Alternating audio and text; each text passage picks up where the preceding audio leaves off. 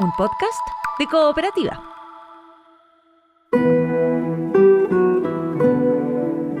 Este es un podcast sobre historias que suceden delante y detrás de la pantalla, sobre las personas que hacen películas, las personas que las ven y las personas que las sueñan.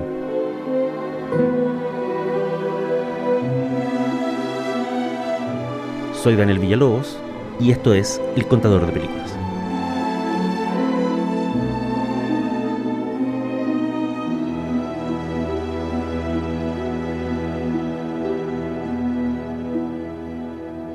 Esto es El Contador de Películas y la historia de hoy se llama La Buena Bruja y el Mal Pastor. Once upon a time there was a pretty fly. He had a pretty wife, this pretty fly.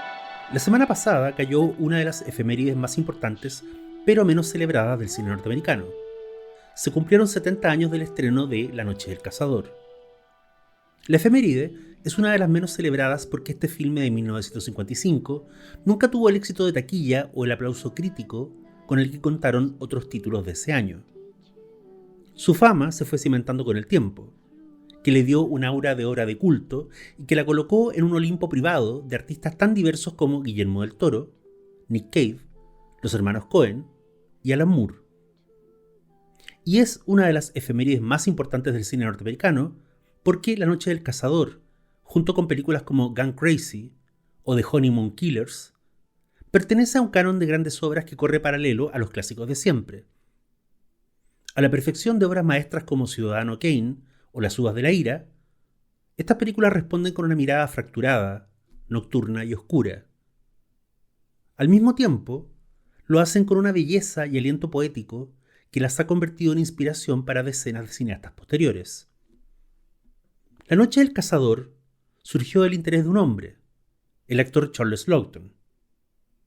Considerado uno de los más grandes íconos del Hollywood clásico, Laughton estaba atrapado en una paradoja a mediados de los años 50. Su carrera como intérprete de cine y teatro iba de viento en popa. Todo el mundo quería darle roles, ya fuera de villano, de abogado, de rey o de personaje shakespeariano. Pero Laughton quería ser más que un actor. Ya había codirigido una película en 1949 llamada El hombre de la Torre Eiffel. You can't make out what I'm up to, can you? Mr. Kirby, are you your aunt's heir? I believe so, yes. Do you happen to know of anyone who might have wanted to kill your aunt? No one. Well, when they let him go, send him around to me. Laughton ahí interpretaba al inspector Maigret de Simenon, y su involucramiento como director fue casual. Sin embargo, lo disfrutó enormemente y se desilusionó cuando el estudio decidió darle todo el crédito al director inicial, dejándolo a él en las sombras. Su amigo y productor Paul Gregory le preguntó tiempo después qué historia le gustaría dirigir. Laughton no lo sabía, pero a menudo le hablaba a Gregory de las giras que organizaba por distintos pueblitos de Estados Unidos. Eran giras teatrales, donde a la sombra de una carpa de circo, Laughton declamaba fragmentos de sus monólogos favoritos ante un público más que cautivo. Nebuchadnezzar the king made an image of gold, whose height was 60 cubits and the breadth thereof 6 cubits. He set it up in the plain of Dura, in the province of Babylon. Then Nebuchadnezzar the king sent to gather together the princes, the governors, the captains, the judges, the treasurers, the counselors, and all the rulers of the provinces, to come to the dedication of the image which Nebuchadnezzar the king had set up. Eso le fascinaba a Laughton, contemplar a esas personas de pueblo que nunca habían visto un espectáculo teatral y contarles historias esenciales, míticas, historias del bien y el mal, parábolas de la Biblia mezcladas con leyendas griegas. Muchas veces, presentarse ante esos públicos sencillos en una carpa iluminada por velas en mitad de un campo le resultaba incluso más satisfactorio que un estreno en Hollywood. Ahora, ¿cómo trasladar esa sensación a una película? No tenía idea. Hasta que un día, Paul Gregory le envió el manuscrito de un libro pronto a publicarse. Era la primera novela de un desconocido, un tal Davis Groove, y se llamaba La Noche del Cazador.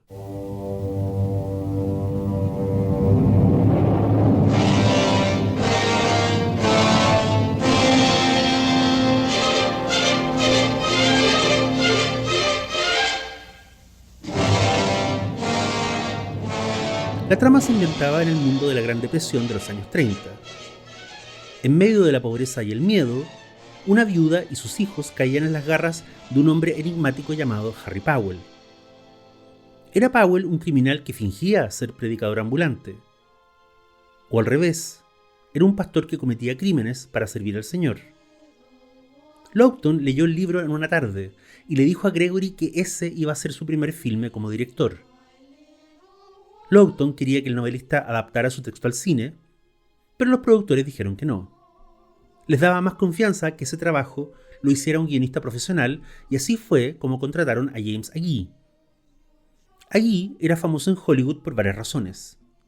Tenía una extensa y respetada carrera como crítico de cine y ensayista cultural. Había publicado un libro clave en la historia de Estados Unidos, llamado Elogiemos ahora a hombres famosos, que relataba la vida de distintas familias en la Gran Depresión. Y además, un dato no menor, Agee era un borracho consagrado y a tiempo completo. Pero Agee había escrito un guión muy famoso para John Huston, el de una película titulada La Reina Africana. Will you grant us a last request? What is it? Marry us. Was? We want to get married. Ship captains can do that, can't they? Yeah. Why, Charlie, what a lovely idea. What kind of craziness is this? Oh, come on, Captain. It'll only take a minute, and it'll mean such a lot to the lady. Very well, if you wish it absolutely. Así que Lawton acordó trabajar con él en la adaptación de La Noche del Cazador. El sujeto tenía otro dato a su favor. El mundo descrito por Davis Grove en la novela era una zona del país que Agee conocía desde su infancia. El mayor problema con el guionista durante el proceso de escritura fue su alcoholismo. Según la biografía que Charles Eham publicó sobre Lawton, las sesiones de guión terminaban todas de la misma manera. El futuro director y el guionista se reunían en la casa de Lawton en la mañana. Mientras este último se paseaba lanzando ideas y recitando diálogos, Agee escribía a máquina sin dejar de beber enormes cantidades de whisky.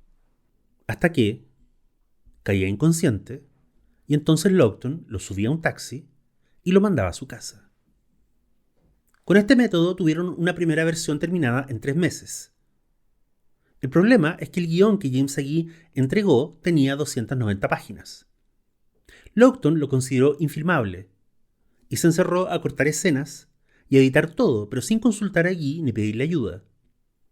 Esto molestó enormemente al guionista, según contara más tarde el productor Paul Gregory. Este dijo al respecto: tuve a James Agee por 2 semanas borracho en mi cuarto de invitados. Se tiraba en el suelo de mi estudio gritando que Lawton lo estaba matando. Nunca he visto a nadie tan ebrio en toda mi vida. Por fin conseguí enviarlo a un hotel para deshacerme de él. Y cuando entregó el guión, que era esta especie de guía telefónica, le tuvimos que pagar por contrato $30,000. La mayoría de ese pago se lo gastó en los bares. Al año siguiente, estaba muerto. Charles Lawton consiguió reducir el guión de Agee a menos de la mitad. Con esa nueva versión en la mano, ahora venía el trabajo de encontrar al elenco. Muy pronto Lawton y Gregory acordaron que la única forma de conseguir que el estudio financiara La Noche del Cazador era que tuviera una estrella, al menos en el papel del villano. Ah, little lad, you're staring at my finger. Would you like me to tell you the little story of right hand, left hand? The story of good and evil? H-A-T-E. It was with this left hand that old brother Cain struck the blow that laid his brother low. L-O-V-E. You see these fingers, dear hearts? These fingers has veins that run straight to the soul of man. The right hand, friends, the hand of love. Now watch and I'll show you the story of life. These fingers, dear hearts, is always a warring and a tugging one against the other. La elección fue Robert Mitchum, quien aceptó después de leer la historia y que, contrario a la reputación que tenía en esos años en la industria, fue uno de los colaboradores más leales y atentos en el set de La Noche del Cazador. Para el rol de la viuda ingenua que cae en las garras del falso predicador, llamaron a Shelley Winters. A Mitchum nunca le gustó la actriz y siempre la consideró el eslabón más débil del elenco, pero Lawton defendió su opción. Esa fragilidad aparente de la actriz, decía, era lo que se necesitaba para su personaje en pantalla.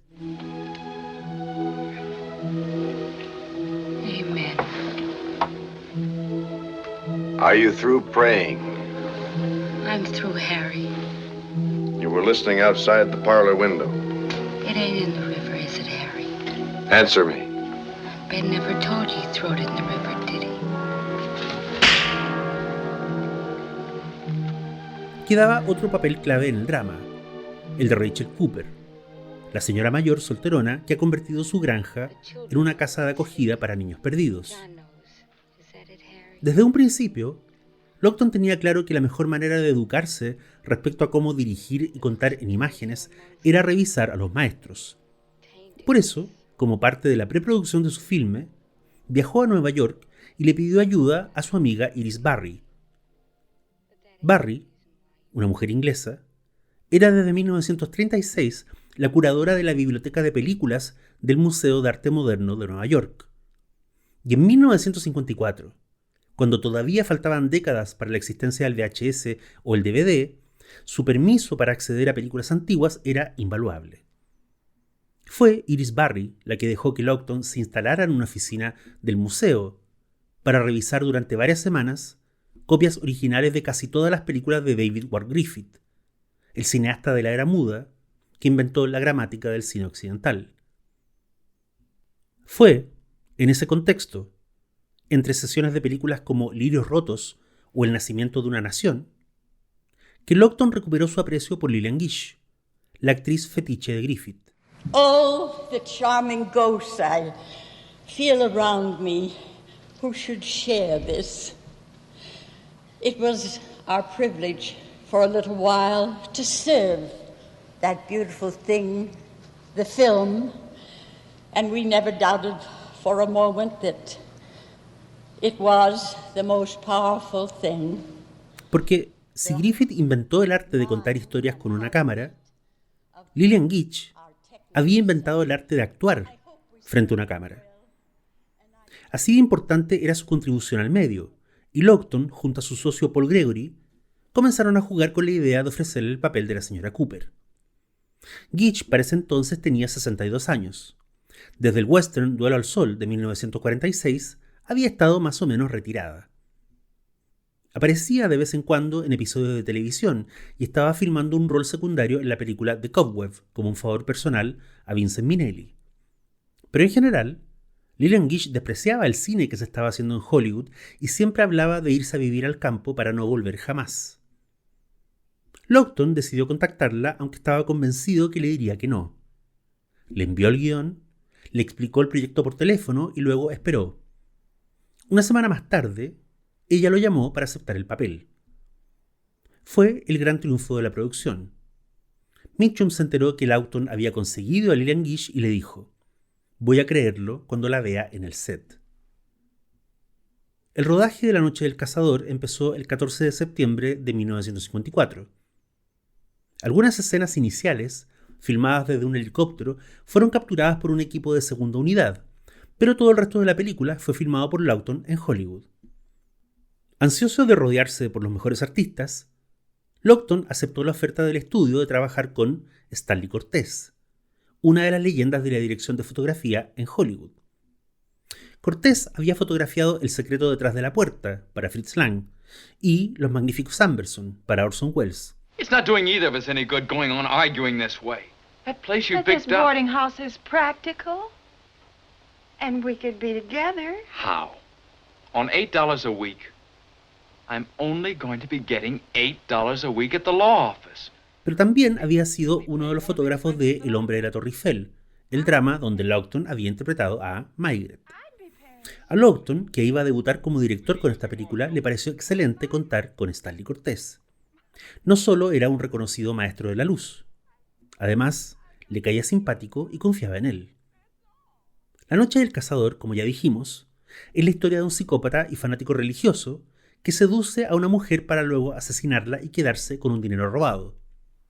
Un dinero cuyo paradero solo conocen los hijos de la mujer, 2 niños pequeños.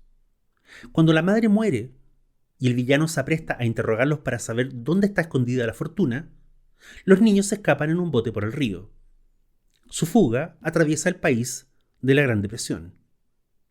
Es un país donde abundan los pequeños abandonados, las familias rotas y las granjas vacías. don't never sleep?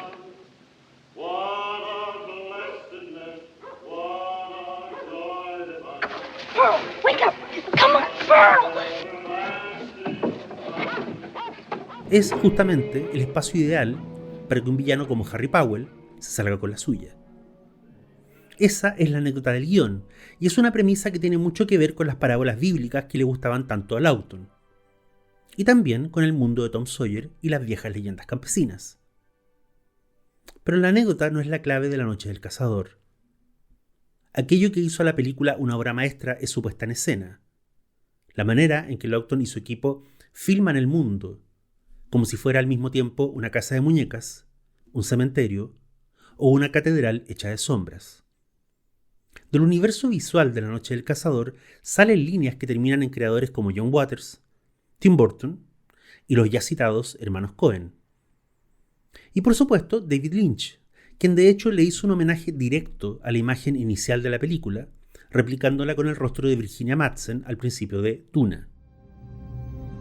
A beginning is a very delicate time. Know then that it is the year 10,191. El Harry Powell, que encarna Mitchum, es un psicópata, un monstruo alucinado por la religión, pero también es un personaje sacado de las caricaturas o de las viejas pinturas medievales. A veces se comporta como un ser humano, en otras chilla y gesticula como la ardilla loca de los Looney Tunes. Parece capaz de estar en todos los lugares al mismo tiempo. Está dispuesto a matar a hombres, mujeres y niños con tal de echarle la mano al botín. Pero también dice que con ese mismo dinero está dispuesto a construir una iglesia que glorifique al Señor. Powell no es un cínico ni un encantador de serpientes. Su fe es real y es aquello que lo hace tan peligroso. Es un fanático de Dios, pero de un Dios que solo le habla a él y que parece vivir dentro de su cabeza. Well, now what's it to be, Lord? Another widow? How many's it been? 6? 12? I just remember. You say the word, Lord. I'm on my way. La madre de los niños cae rendida ante la mezcla de animalidad, fervor y peligro que representa Powell. El predicador la mata, no solo para acceder al dinero, sino también porque la lujuria de la madre, el deseo sexual de esa mujer, le ofende y enloquece. Ella termina en el fondo del río, con su cabello flotando entre las algas, en una imagen que viene de las viejas pinturas y que prefigura a las raíces flotantes que obsesionarán años después a Tarkovsky en Solaris. El hijo mayor advierte rápido que el predicador es un mentiroso y un delincuente. Coge a su hermana pequeña y ambos se suben a un bote que los lleva a la deriva hacia el corazón de la noche americana. Parece imposible que dos niños tan pequeños puedan sobrevivir a esa persecución y a ese paisaje desolado. Pero los niños, como lo dice Lillian Gish al final de la historia, son capaces de cosas que no entendemos. Son capaces de soportarlo todo, de sobrevivir a todo. Son, como la Ellen Ripley de la saga Alien, los verdaderos bichos indestructibles de la historia. Be nice to have someone around the house that can give me the right time of day. This watch is the nicest watch I ever had. Well, a fella just can't go around with run down, busted watches.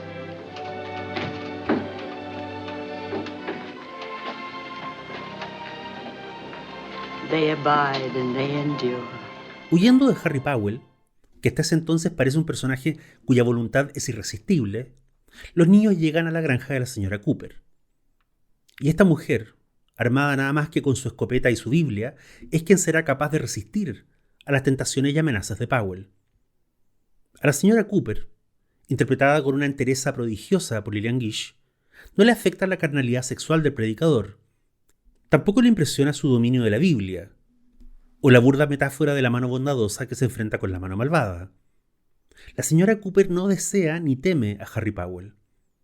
Por lo tanto, no hay nada que él pueda hacer, aparte de instalarse afuera de su casa como un zorro al acecho del gallinero. Lo que la señora Cooper sí entiende a conciencia es el lado bestial de Powell, Sabe que no puede confiar en él y que nadie vendrá a socorrerla ni a ella ni a los niños. Así que hace lo que una buena mujer cristiana tiene que hacer. Se sienta en el porche de su casa con una escopeta a velar el sueño de sus niños.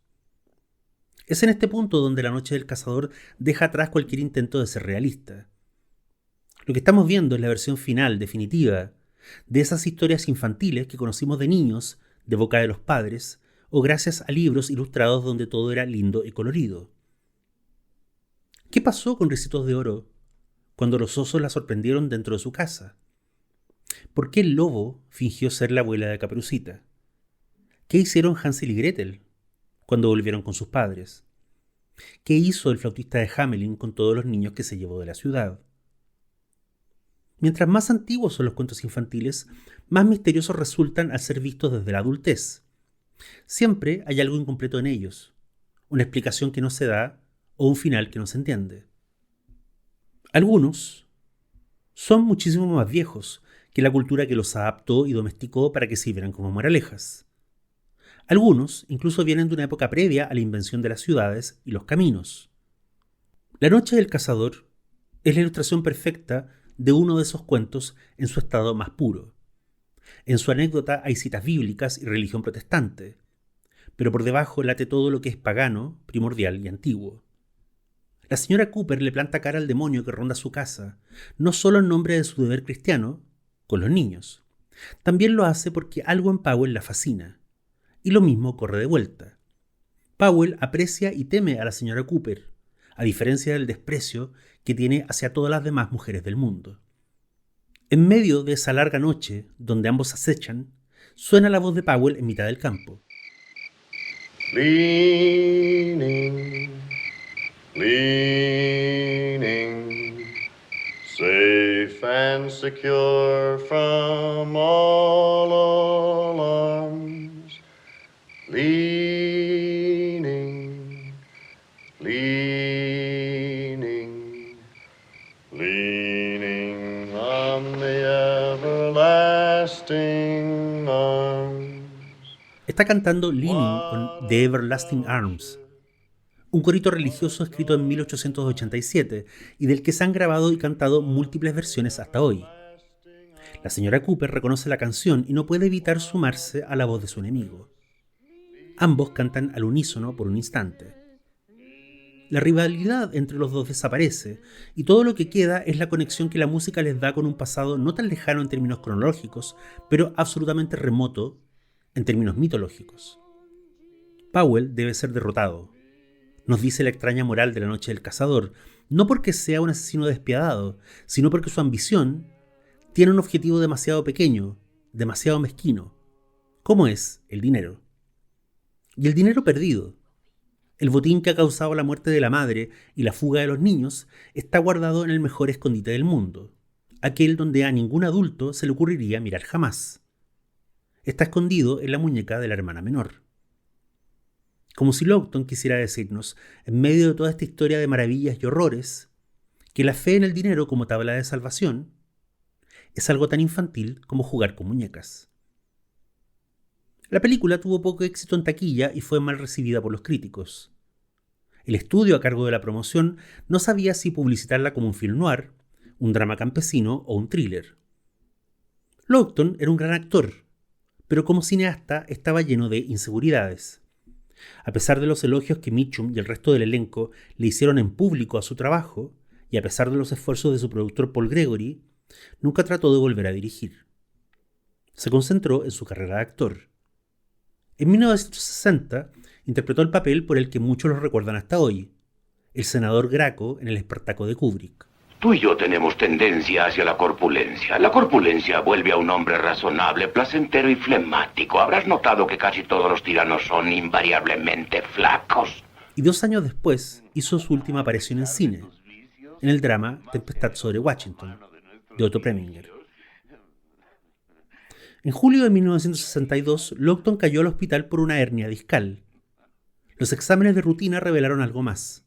Tenía un cáncer ramificado. Después de unos días, volvió a su casa, donde falleció en diciembre de ese año. La mayoría de las grandes películas contienen un personaje icónico, Una creación tan singular que irradia su energía en cada escena. La Noche del Cazador tiene dos de esas creaciones, el predicador Harry Powell y la señora Cooper. Ellos son las dos manos que luchan entre sí, el bien y el mal, la furia paterna y la protección maternal, el caos y el orden, la noche y la luz.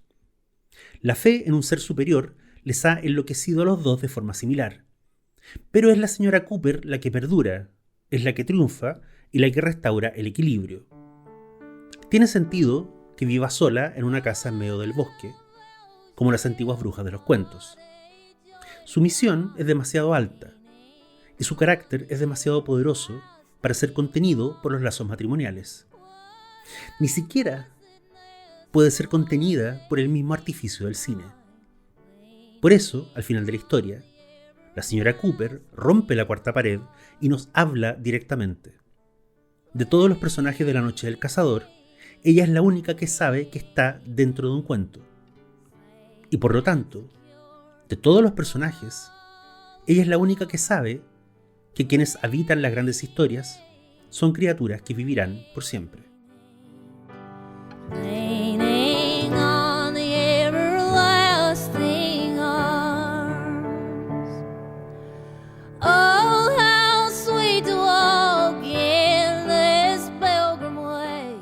Soy Daniel Villalobos y esto fue El Contador de Películas. Hasta la próxima.